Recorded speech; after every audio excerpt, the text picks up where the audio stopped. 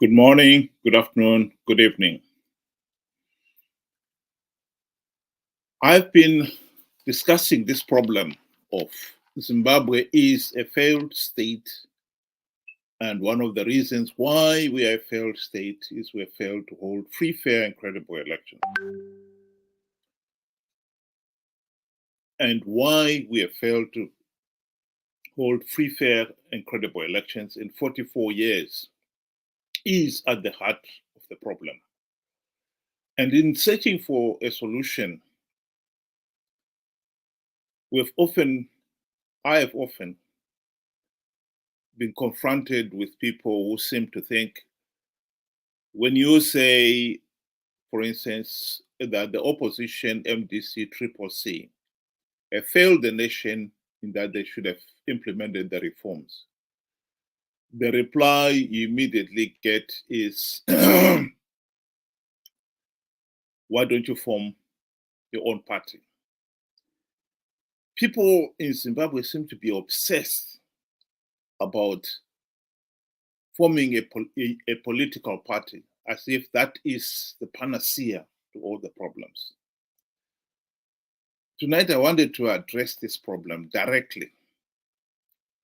Benjamin, is forming a political party the solution to Zimbabwe's problem?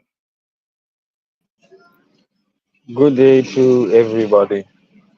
Yes, that's a very good question. And I think yesterday I mentioned something or part of that, to say Zimbabwe is not short of candidates. I mean, let's look, how many political parties did we have in the past election? Let's not get into 20 2019 where there was just galore. Clearly, if that was the solution, then we would have been in a better place, because we have so many political parties that are there right now. So my answer would be no. That is not a solution. That is a problem. All those political parties are participating in rigged elections. Why?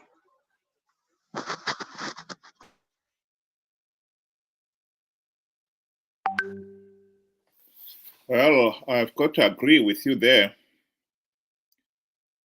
It's not the number of political parties that will solve the problem. Because if that was just a matter of number of political parties, then we would have solved the problems.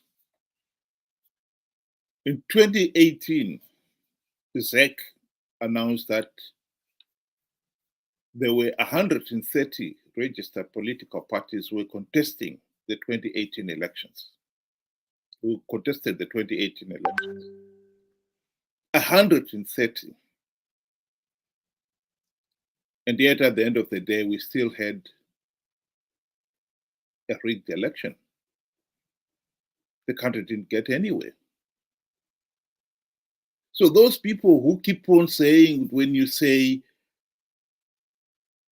opposition parties like MDC Triple C have failed to implement reform, they immediately jump on to form your own party. I think one of the reasons for it is actually they don't want you to hold MDC Triple C to account. Because when you argue that the number one primary purpose of the formation of the MDC Triple C was to implement the democratic reforms, as the party itself promised, they are the movement for democratic change. They failed. After 24 years now, 5 of which in the GNU, they failed to implement even one token. And hence the reason why ZANU-PF was able to blatantly rig last year's elections. But when you try to hold those people to account, they immediately say, form your own party. whether one forms their own party or not, those who hold public office must be held to account. And the suggestion should not be that in this particular case, actually, I think uh, it's trying to hook you. If you form your own party, you can do whatever you like, and no one will hold you to account. It's a bribe. Or it could be a question of, if you form your own party, then you've got the right to hold those in public office to account. That is nonsense, of course, because those holding public office are not only accountable to their members or those who belong to another existing registered political party, they are accountable to everybody. And we should not fall into the trap of thinking that if you form your own party, you can do whatever you like. That is nonsense.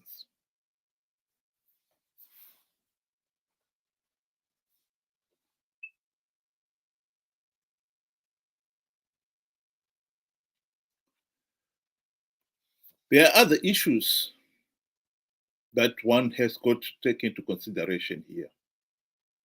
When these people say form your own political party and implement it, and implement the reforms. The whole primary purpose, like I say, of the opposition was that they would implement the democratic reforms. And in this instance, they have failed to do so. If we have failed to hold MDC, Triple C to account, anyone else who formed their own party will also expect that they should not be held to account. We should be very careful what we say when we make some of these ridiculous statements. Welcome, Ben. Welcome back, Ben. Sorry, I had some technical issues. You know, the biggest challenge is that by forming political parties, or the individuals that have formed political parties have, have now turned into flawless, creatures. They seem to never have any flaws or any blemish to their name. They people have made them untouchable. You can talk about anybody else, but as far as our leader is concerned, leave him be. No matter how much nonsense or some of how unrealistic some of the ideas are, it's leave it be. It's got nothing to do with you. You should never question. I think that is the biggest challenge that we have. We have pampered our our so-called leaders, and they have now turned against us, and now we have actually lost our own free will, our own ability to think. Whatever they say goes, no matter how idiotic some of the ideas are. We're coming from an election. I'll give you an example. We're coming from an election that people were promised that I'm forming a cabinet already. Times have changed. It's all certain. And then some of us who thought we knew ZANU-PF was going to rig the elections and ZANU-PF was going to win those elections. Here we are. Now we are asking, you promised people risked their lives. I understand people in the urban areas, but there are people in the rural areas that they can easily be chased away. They risked a lot. What have they got to show? Answer them, at least give them an answer to say, what is the way forward? Zimbabwe doesn't need Bible verses now. Zimbabwe needs answers. You took us through a process that you knew that ZANU-PF was going to rig, and ZANU-PF was rigging because there were so many illegalities, before even the election day. But we still went ahead. So it is the political parties that are the problem to Zimbabwe's, to Zimbabweans right now. And unless we realize that, then I don't know how we can be helped. Well, Chamisa, in the last few weeks, has been criticized, and some of the people have openly called on him to leave politics because he is weak and feeble. He has since come back on his Twitter handle, is coming back with the struggle for a new great Zimbabwe. Where are we? And has given a litany of issues, basically boiling down to the same point that the struggle is not an instant coffee or a walk in the park. I think people of Zimbabwe have easily been foxed by such blanket statements. We've got to go back to 24 years. MDC were elected on the promise they would deliver democratic changes. They had the golden opportunity to do so during the 2008 to 2013 GNU. They failed to implement even one token reform. Why? Because Mugabe bribed them. Mugabe saw to it that they were denied nothing. The trappings of high office were laid before them. Chamisa himself was a minister in the GNU. They had the ministerial E-class Mercedes-Benz, air-conditioned, rose-tinted windows, very generous salaries and allowances. And in return, MDC leaders forgot about the reforms. Where is the walk in the park in that? It doesn't want to address the problem.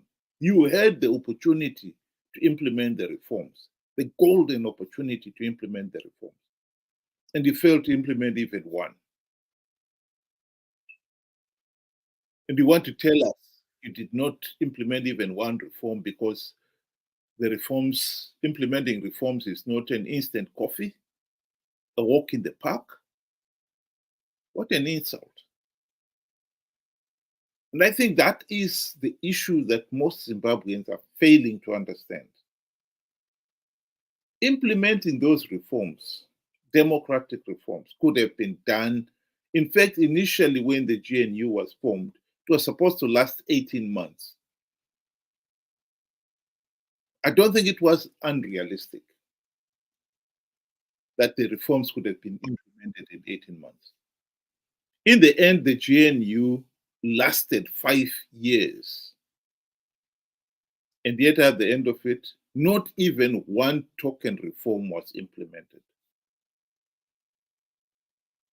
And somebody wants to tell us that they failed to implement even one token reform because implementing those reforms is not an instant coffee or a walk in the park. The people of Zimbabwe should understand what the reforms were, how they were to be implemented. Because if they did, they would know they are being shortchanged.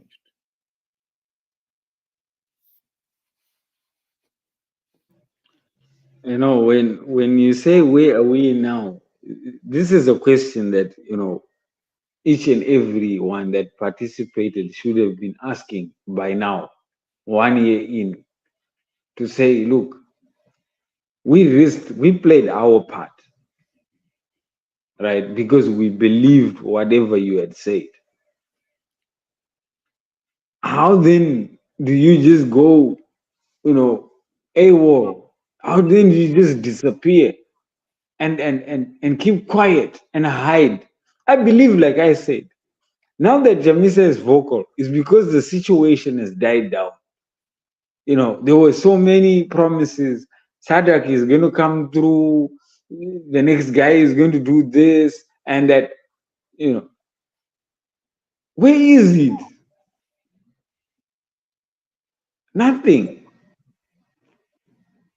I must say, you know, if we are just going to just, you know, take things easy as it is, you know, at face value, whatever comes, whoever comes and says something that, you know, promises are sweet things, we will gladly follow.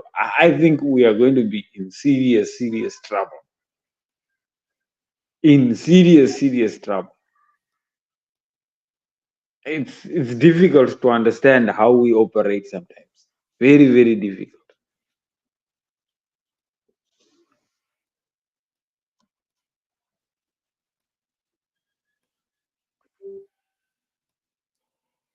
Well, you did refer to a video of Nelson Chamisa promising the people that change is coming. This is the makorokoto Zimbabwe nokuti hakuna munhu anomira kana denga raronga plan. Denga raronga plan, denga harifo iri. Plan ya Mwari haifo iri. Ini ndatanga kugadzira cabinet. There is no way we are not going to form a new cabinet. There is no way we are not going to have a celebration. There is no way we are not going to have an inauguration. Let's start preparing for our inauguration. Let's start preparing for our celebration.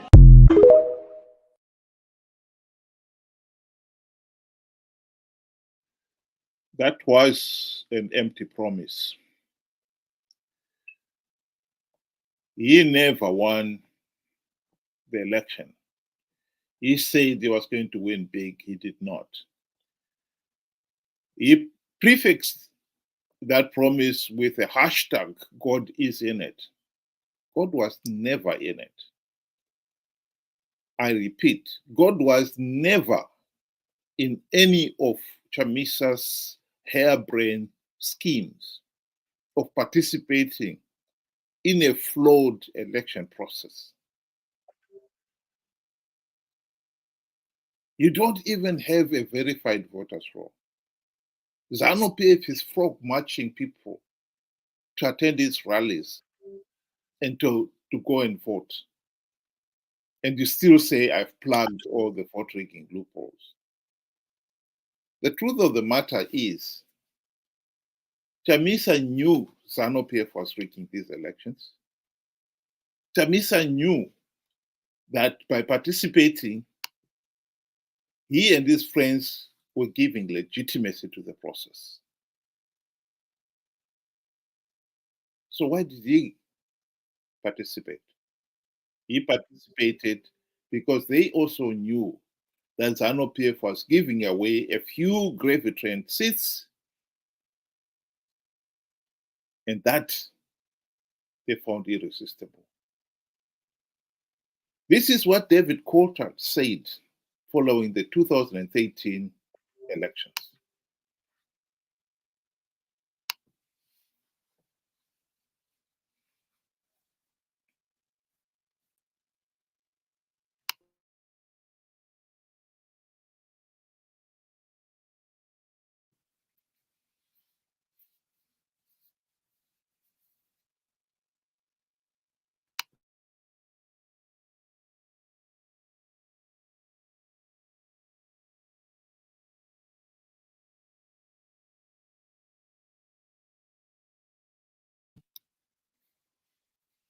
As is clearly indicated there, they all knew that the election process was so flawed, so illegal, that the only logical step was to withdraw.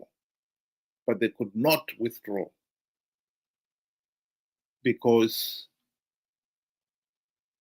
they knew that ZANU-PF was giving away a few gravy train seats, and they found that irresistible. Chamisa is coming back now and trying to assure the people that the struggle is still on course, that he is going to win the elections, that he will stay, that he must stay on course. The truth of the matter is, the issue of implementing the democratic reforms should have been laid to bed a long time ago. He did not, because he and his friends were bribed and they've been participating in flawed elections out of greed. And anyone who keeps believing some of these promises is a problem. Nations need people who are informed, knowledgeable, and diligent. To fail to hold Chamisa and company to account after 24 years, 5 of which in the GNU, and not even one token reform implemented, is the height of irresponsibility on the part of the electorate.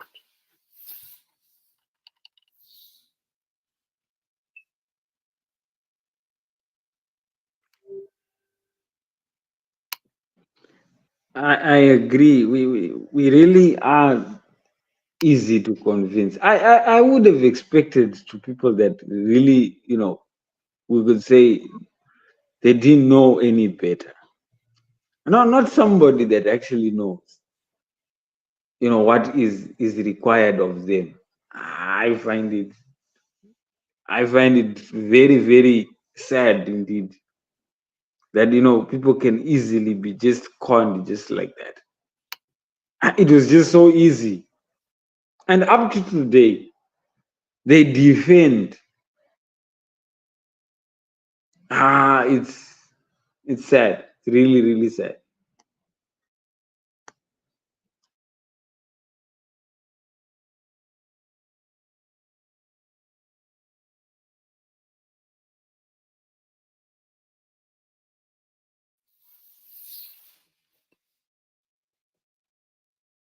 Yes, I totally agree. I think what we also need to discuss here is how easily ZANU-PF has conned the people.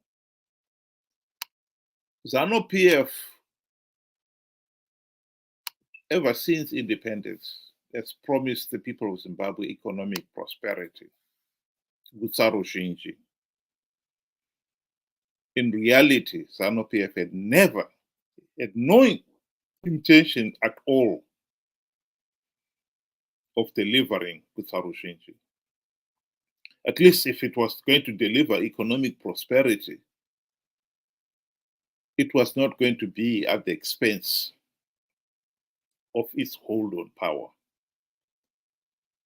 And so the party, from the word go, devised a system that was designed to keep Zimbabweans impoverished and dependent on the regime. Nowhere is this more graphically illustrated than in the rural areas. ZANU-PF has denied the people in the rural area the one asset that could change their lives, the right to land. Even just 1 acre, 2 acres, where there are grass huts, ZANU-PF has denied them title deeds to that. Because if you give them title deeds to that 1 acre or 2 acres, they will now have the confidence that the land belongs to them. They can build a decent home. They can put improvements like dig a well, plant fruit trees, knowing that whatever they're putting is an investment. Because even if they should decide to leave, they can sell the house and whatever improvements is on that piece of land. Because they have the title deed. At the present moment in the rural area, you do not own the land. You can be asked to move by the headman at any time, at the drop of a hat. Here is Margaret Dongo speaking on that very issue. How PF has deliberately, and I mean deliberately, kept the rural people poor.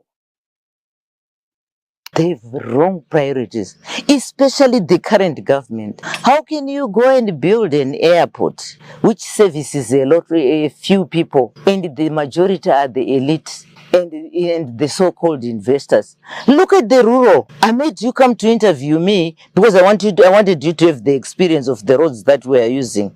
If we go today to our hospital there, you feel pity with that's a hospital in a rural area. If we go to our clinic, you feel pity. We have no piped water here.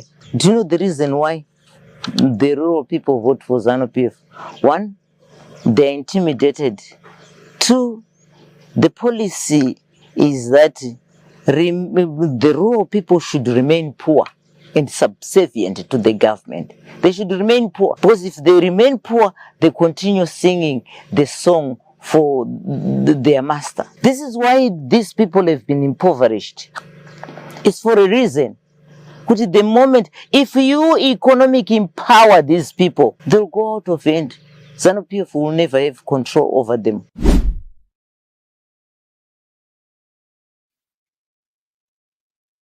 That is the tragedy of Zimbabwe.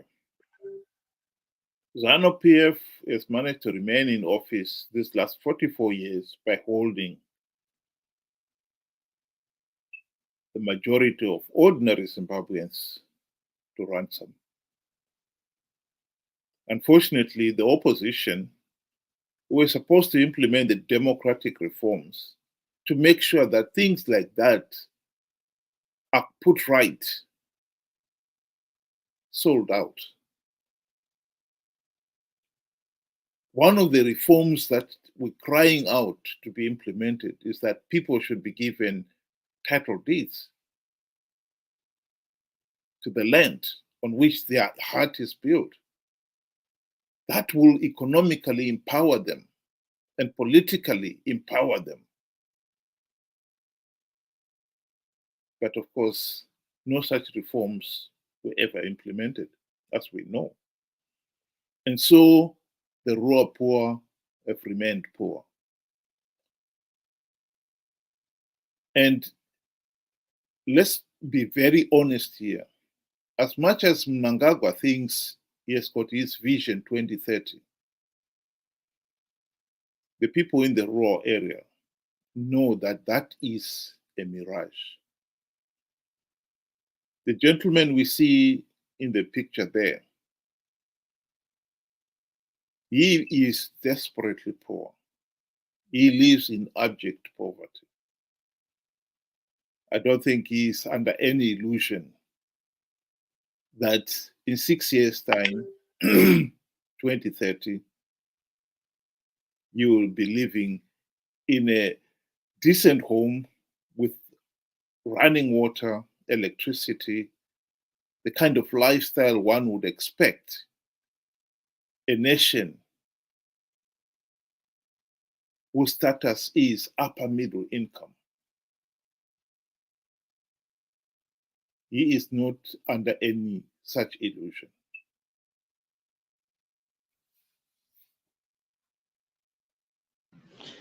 You know, in conclusion, I would like to say, you know, I understand, you know, the people in the rural areas. Some honestly, they don't know what is going on.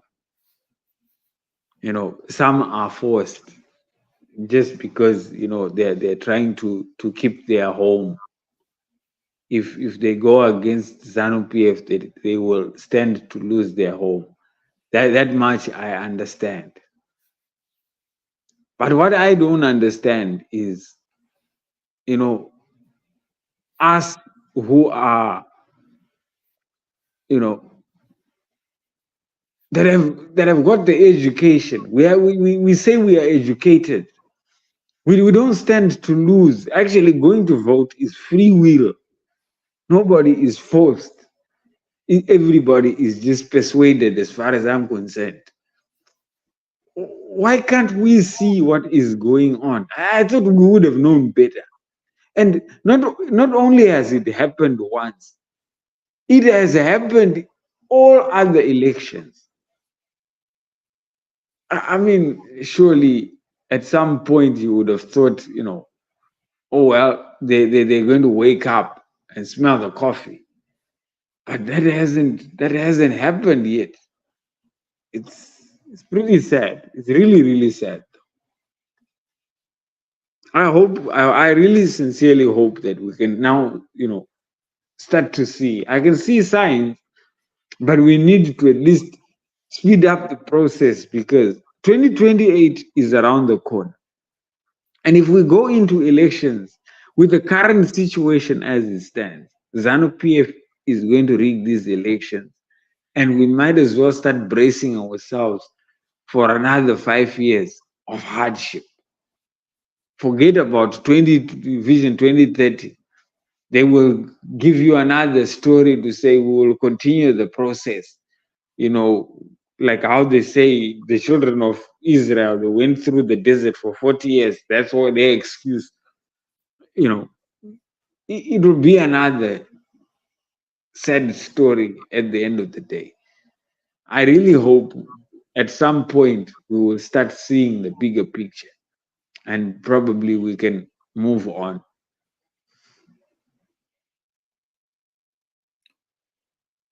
My conclusion would be that people of Zimbabwe have been brainwashed into believing that they are so helpless they can't even think for themselves. They need political leaders. They need a political party, and leave all the thinking to the political leaders. That is being brainwashed. Man is a creature of reason.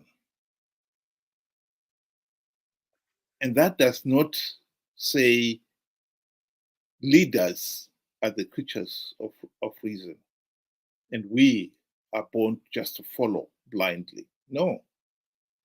Every one of us is a human being with the intellect, the capacity to think. If you can be conned into believing that somebody who has failed to implement even one token reform in 24 years, 5 of which in the GNU, is still the answer to the nation's problem, then you definitely have a serious problem. You've stopped thinking. Joining another party, forming another party is not the solution. The solution is you must start thinking. It's not rocket science to realize that after 24 years, you failed to implement reforms which could have been implemented in their totality in 18 months. Then you definitely have a serious problem. Thank you very much for those of you who were able to join us tonight. And for Benjamin, thank you very much and have a good day.